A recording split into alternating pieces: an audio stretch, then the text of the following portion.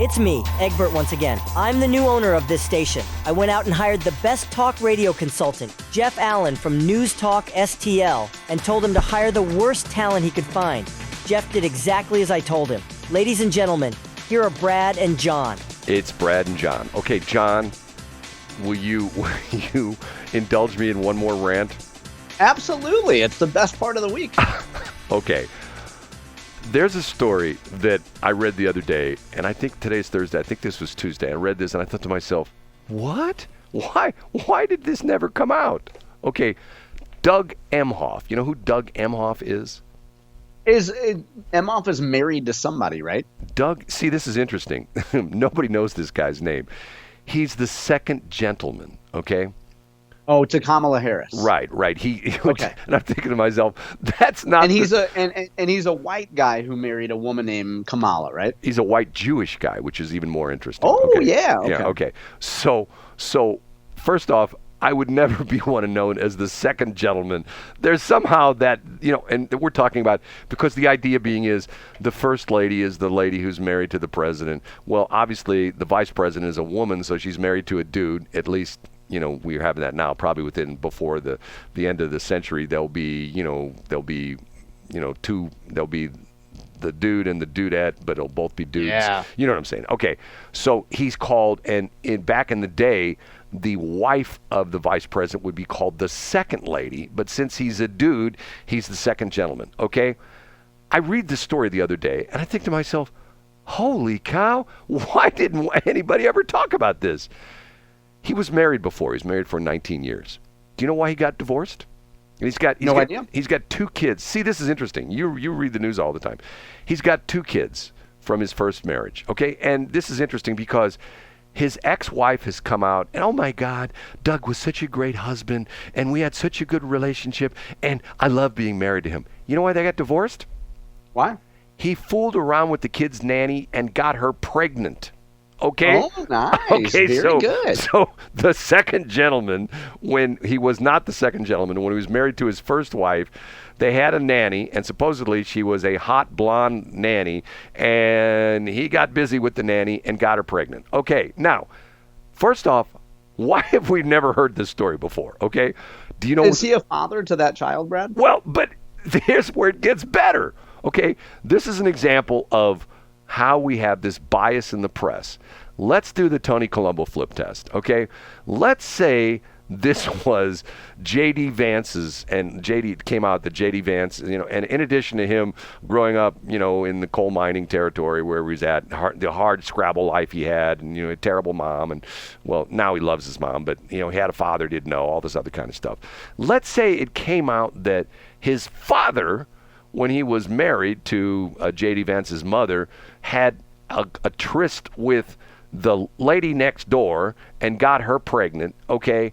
How many times do you think this story would be in the news? Well, not only is J.D. Vance, he went to Yale, and what poor guy goes to Yale, but his father impregnated the woman next door, okay? Wouldn't that be like the big story?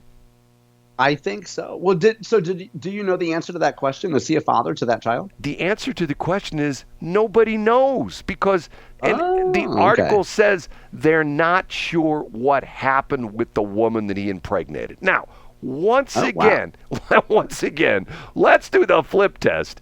If this were a Republican that had this hidden in their closet, the wife of or in this case, let's say that Kamala Harris is a Republican, and her husband now, impregnated on his first marriage, impregnated his nanny. Don't you think there would be reporters trying to A, find out who this woman was, and B, find out if the lady had gave birth to the child, right. Or if he's a father to that child, right? If he's in that child's life, and if that child was brought to birth, where is that child? What is he or she doing today? Where does she live? What's her name? Does she look like Doug Emhoff? But right, and yeah, I get that. What I think though is the most surprising thing is, how do you go from a hot blonde young woman to a woman named Kamala? John's going to use that. Okay, but can you imagine going from from that to that? I mean, you're into whatever you're into, but are we sure she was really hot and young and blonde? And then he went for, Kamala was hot when she was hooking up with Montel Williams. I mean, she was really good looking back then. I'm reading like pre-wall, she was really good looking. John, I'm just reading the story. I mean, I didn't know anything about this. And, and once again, I'm saying talk about press bias.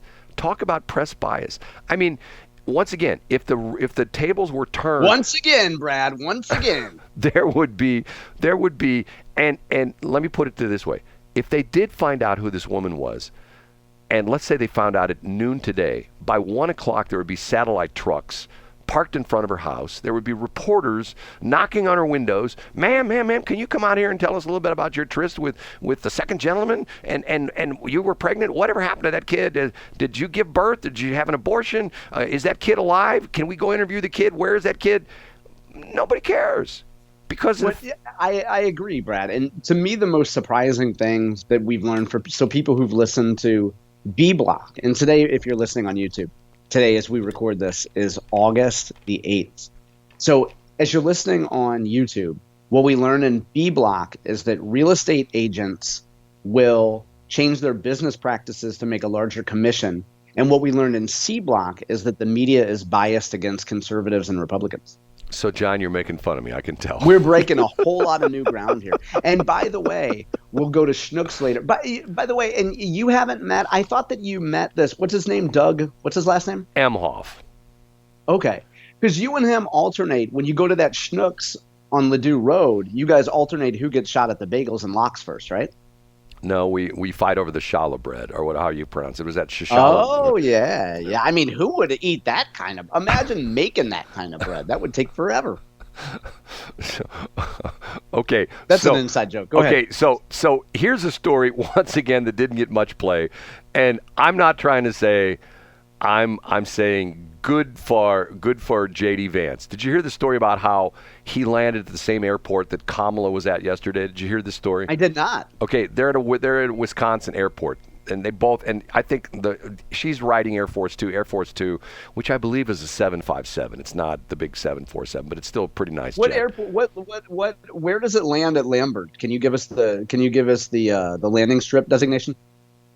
Well, they normally would land in 1230, either left or right. They're on the main runway out there, and they go. All the private stuff's on the north side of the airport. All the big wigs, when they fly in Lambert, they're all on the north side of the airport. That's where. Okay, so we know exactly what type of plane it is. Okay, I just want to make sure. Go ahead. Okay, so he gets off his plane. I don't know what and he's got his press gaggle with him who are following him around, and he sees that Air Force Two is parked on the tarmac. So he walks over to Air Force Two, and there's a great line. And when one of the reporters asks him what he's doing, he says he's looking at his plane he'll be flying in soon. So I'm thinking to myself, okay, I like this guy. He's funny. Yeah, that's funny. He's got the wheelbarrow. You know what I mean? He's holding up part of his anatomy with the wheelbarrow. If you get what I'm saying. I okay. do. And then he confronts the reporters who were there for Kamala and saying, "Don't you feel bad that you're following this woman around and she won't talk to you? Because what are we in day like number 18 or 19 where she won't talk to the press? She'll stand up and admittedly, even the Democrats admit, well, we don't want to have her do that because she's not very good on her feet when she goes one-on-one with the press. And you can hear all these things like the famous interview when, what was it, Lester Holt was like pinning her down about after she was named border czar, which now she claims she never was, but now she claims she was border czar, but which depending upon what day it is. And he says to her, I don't know if you remember, I'll see if I can find this quote. Have you been to the border? I use it to promote my website. It's a very famous quote. Yeah. And she goes, well, I've been to the border. And he says, well, when you're to the border? And she says, well, I haven't been to Europe either. I'm going like, where did that come from? You know what I mean? And why would you say that? Would be like if I said, hey, John, have you been to White Castle? No, I haven't been to White Castle, but I haven't been to Tony's either. I go, well, I don't think White Castle and Tony's are in the same ballpark. You know what I'm saying? It's. I do know, yeah. And the crazy thing about this is, I have someone to blame for this. His name is yeah? Dr. Kamil Winter. Here we go. He taught us to essentially ask the questions, but nobody asked the questions. And the interesting thing was, how many times did we hear, when people, when like within the last year, when people started saying, hey, the president doesn't seem like he's on top of his game, and he says some bizarre stuff, and they talk to like one of the oh my God, the president in cabinet meetings, he's the sharpest tool in the drawer. He's asking questions, and he's bouncing up in his chair, and he's walking on top of the table, and he's doing handstands, and now it turns out that they all lied. It was a lie. He was probably falling asleep, and they had to nudge him under the table. Mr. President, we're having a cabinet. Oh, I just testing my eyelids, see if they had any holes in them. I mean, once again, and KJP, all the crap about the president. Oh God, and the thing that bothers me about this is, you look at governments like Russia. You look at all these governments that are run by oligarchs, or monarchs, or tyrants, or whatever you want to call them. What do? They manage the press. They manage the press, and they only let the things that they want to get out. Now, once again, John, coming from the background of being did you ever, were you offended when people called you a PR flack? Was that any offensive? Oh, no, not at all. I mean, it's just accurate. And if you're upset by the title people give you, you have probably some deeper issues. Your job was to essentially to be like the force field around the USS Enterprise when people shot at it. Your job was to hit a button, and the shields would come up. And the photon torpedoes would bounce off the USS Enterprise. Yeah, that's a good way to put it. Right. Yeah. And you would do that verbally. If someone said, well, what about the fact that Monsanto... Yeah, or the written word, yeah. Right. And what about the fact that Monsanto, the people that live near this cotton field, all have cancer? Well, they must smoke a lot. Or, they don't have a balanced diet. Or, that would be the kind of stuff that would be the defense, right? Or am I being too... Yeah, for sure. Okay. I'm a naive guy, John. I'm just a naive guy. No, you're not necessarily naive, Brad. I think it's just these are the patterns that repeat time over time.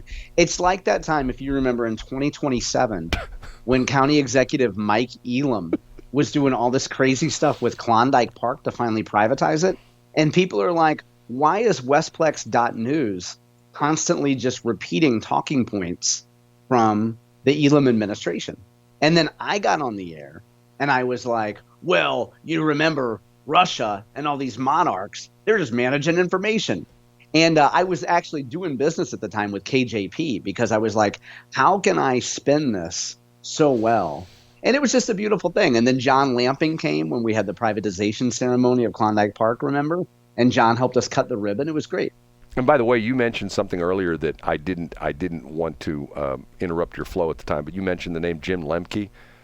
Yeah. When I went to the debate that was out at Parkway West High School with Bill Eigel and Jay Ashcroft and the Mike Kehoe lectern, which was supposed to be empty, and this guy from Joplin who shows up, whose name is Chris Wright. I have a friend who lives in Joplin. And I sent this friend, I sent her a text. I go, hey, do you know this guy who's running for governor? And her response was, who's that? I go, Chris Wright. She goes, I have no idea who that is. What Jim Lemke did not do for you. You could talk about what Jim Lemke did not do. He was supposed to buy advertising at my station. Yeah, that we had to get it in at 7:58. Because Bill said, hey, Bill, Bill said, hey, I'll come on your station, Brad. And I go, hey, Bill, I'd love to have you on my station, but why don't you buy some ads? And here's Jim Lemke. Well, here's the guy to talk to right here. Jim Lemke give me his phone number, and I texted him several times, phone called him several times, never even a response. So thank you, Jim Lemke, for all the advertising you bought. Of course, you bought gazillion dollars worth of advertising on those stations where the money went to